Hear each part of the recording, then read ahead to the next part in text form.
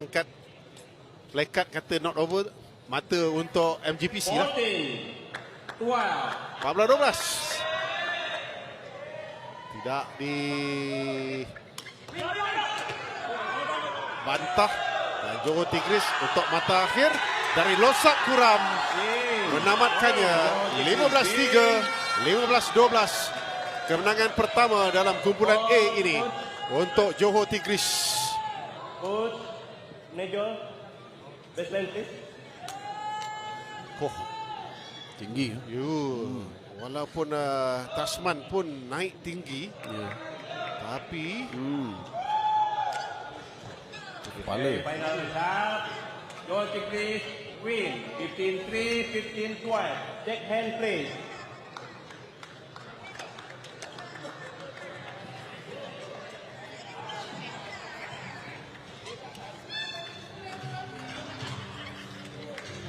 baik.